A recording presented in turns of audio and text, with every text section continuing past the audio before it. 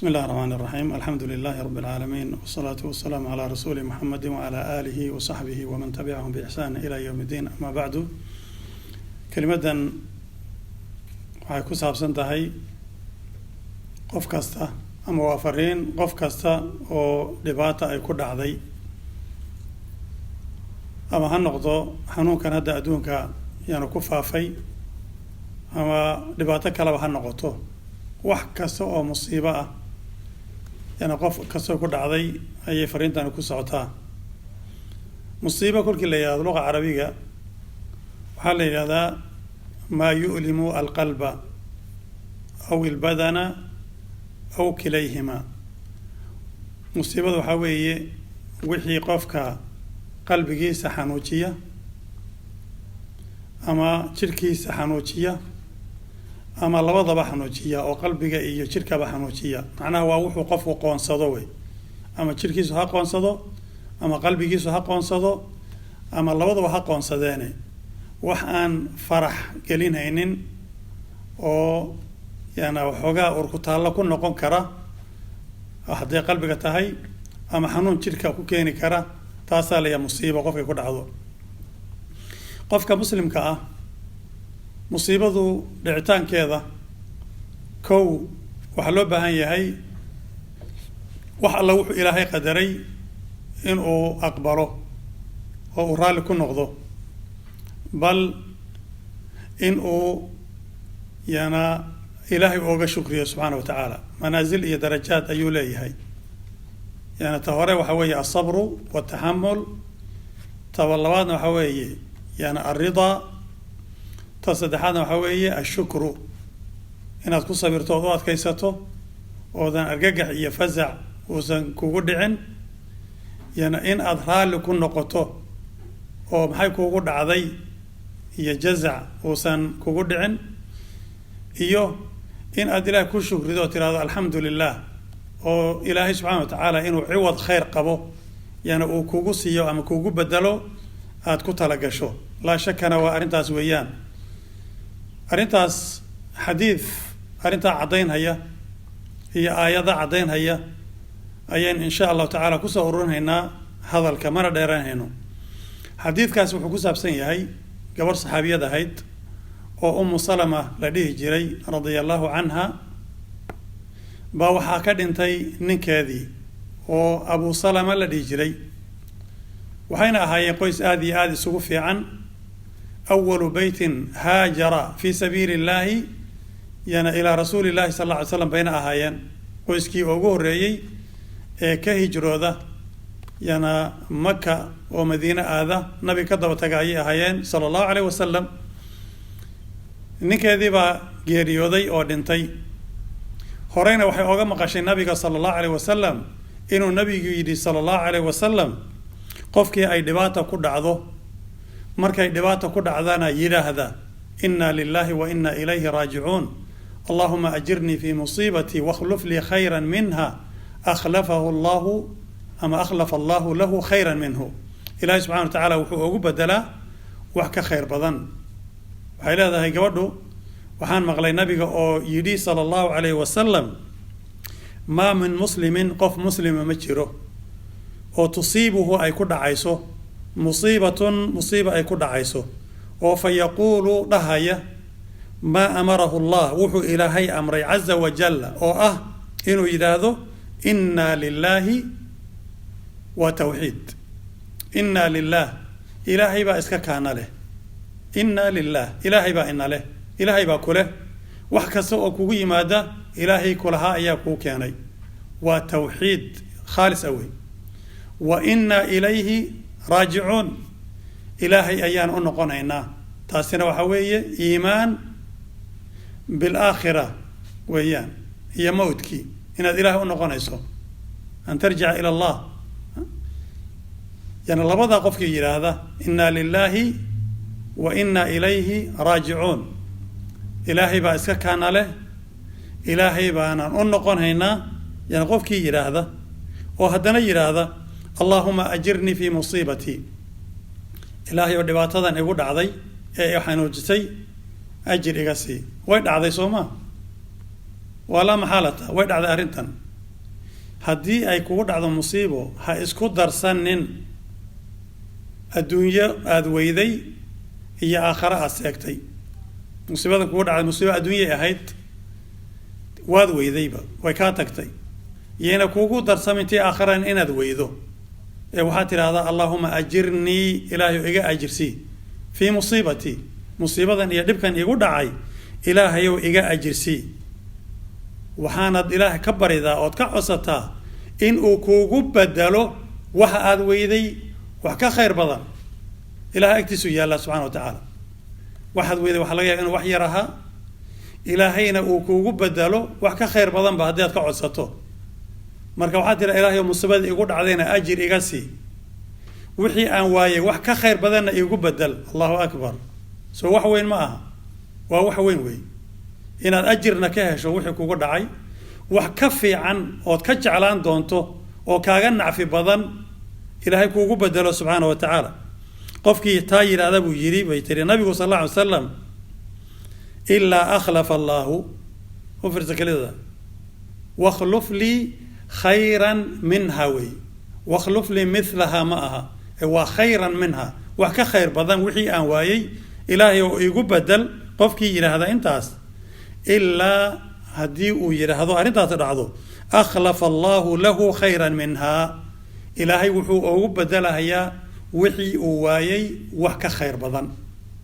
wixii uu waayey wax ka khayr badan oo ama adduunye ah ama aakhare ah ayuu ilaahay ugu bedelaya subxana wa tacaala. xadiidku waa xadiid saxiixa wey. ballanta ilaahayna marnaba yana ma seegayso, yana meeshii loogu talagalay. ducada akhri inna lilahi wa inna ilayhi raajicuun, allaahuma ajirnii fii musiibatii wakhluf lii khayra minha. waxay tiri anigoo ducadaa yana arrintaa ka maqlay nabiga sala allahu alayh wasalam. yana riwaayo kale waxay sheegaysaa yana xadiidkanba inuu abu salama inuu u sheegay, oo uu nabiga intuu ka soo qaaday iyada uu sheegay oo uu baray. waa ninka ay weyday wey. kulka dhintay ninkeedii abu salama ahaa bay xadiidkiibay soo xusuusatay. markaasaa haddana waxay fiirisay bulshadii, markaasaa waxay tidhi dadka muslimiinta ee hadda jooga, man huwa khayrun min abi salama, abu salama ninka ka khayr badan ee ka wanaagsan waa kee? awalu beytin haajara fii sabiili illaah, gurigii u horreeyey ee dar ilaahay u haajira ayaanu ahayn. cidda ka khayr badan ama ka wanaagsan ama adduunka waxa joogay ee ka khayr badan ee la igu bedeli karo muxuu yahay? markaasaa haddana waxay tihi iimaanan biwacdi illaahi subxaana wa tacala wa tasdiiqan likalaami rasuulillah, rumayn aan rumaysnahay ballanta ilaahay subxana wa tacaala, iyo yana rumayn aan rumaynayo hadalka nabiga sala allahu aleyh wasalam ayaan kelimadii ku dhawaaqay. waxaan idhi inna lilahi wa inna ilayhi raajicuun, allahuma ajirnii fii musiibatii wakhluf lii khayran minha. intaasaan idhi. kolkii aan idhina maxay tihi maxaa dhacay? faakhlafahu allahu rasuula allahi sala allah alay wasalam, ilaahay wuxuu iigu bedelay man huwa khayrun minhu oo ah rasuulullah. qof ka khayr badan ayuu iigu bedelay. nabiga ayaa u yimid kolkay ciddadii ka baxday, markaasuu u bandhigay in uu guursado sala allahu aleyh wasalam. way aqbashay. marka ayuhumaa khayrun, yana abu salama iyo rasuulillahi ayuhumaa khayr?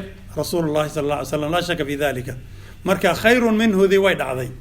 marka laa shaka ducadan haddii aad tidhaahdo ilaahay ajirna waa kaa siinayaa, wax ka khayr badanna waa kuugu bedelahayaa. waa shay muhima jiddan. ilaahay subxaana wa tacaala arrintaas kolka uu ka hadlahayay oo mustanbadka yani xadiidka noqonaysa aayadda qur-aanka, wuxuu leeyahy alle subxaana wa tacaala, walanabluwannakum bishayin min alkhawfi waljuuci wanaqsin min alamwaali walanfusi walthamaraati wabashiri الصaabiriin aladiina ida asaabathum musiibat qaluu ina lilahi wa ina ilayhi raajicuun ulaa'ika calayhim salawaatu min rabbihim waraxma wa ulaa'ika hum lmuhtaduun. allahu akbar.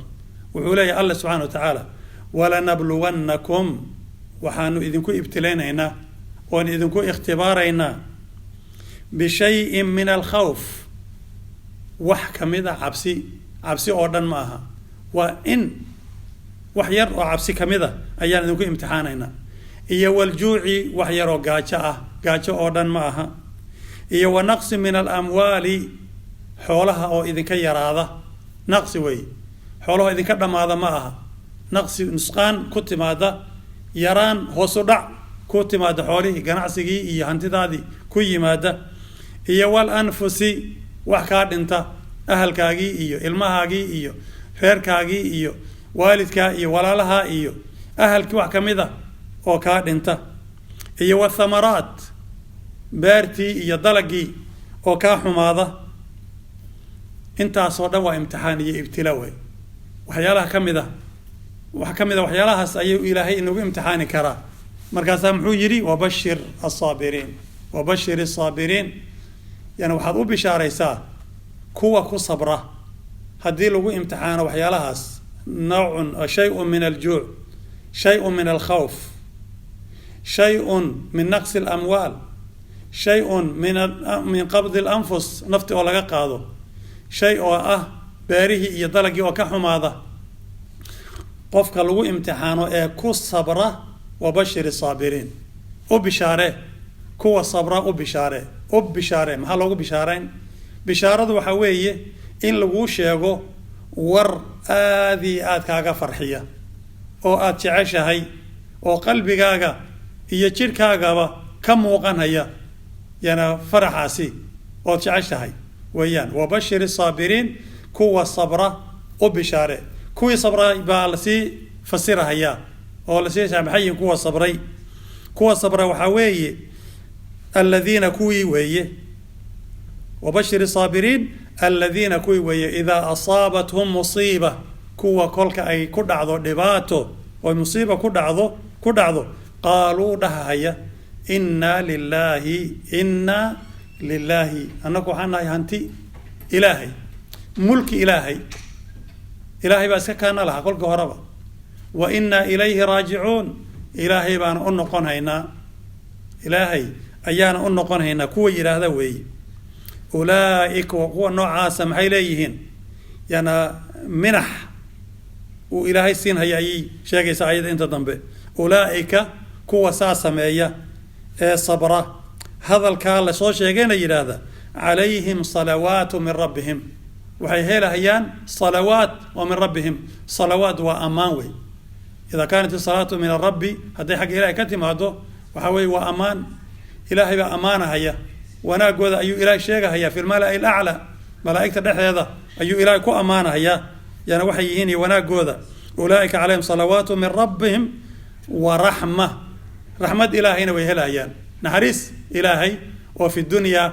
wa fi laakhirana way helahayaan wa ulaaika hum lmuhtaduun kuwaasina waa kuwa hanuunsan wey ama waxay noqonaysaa ilaahay baa hanuun ku siinhaya oo hidaaya mustamira oo aan weligeed kala go-aynin buu ilaahay siinaya ama waaba khabar oo ilaahay wuxuu sheegahayaa qofka arrintaas ilaahay uu waafajiyo ee hadalkaa yidhahda inuu yahay qof ammaanan oo muhtadi ah wey hanuunka ilahay mid ku sugan wey waxaan u baahnaa walaalayaal ama ha noqoto coronavirus iyo xanuunkan hadda adduunka ka cabaadiyey ama ha noqoto musiibo kalebe qof kasta ay ku timaado awalu mara inuu istixdaarsado ama uu xusuusto arrintan iyada ah aayadahan qur-aanka ah iyo xadiidka nabiga iyo qisada yan umu salama soo martay inuu xusuusto oo uu yidhaahdo inna lilah inuu sabro sabarka kadibna uu yidhahdo inna lilahi wa inna ilayhi raajicuun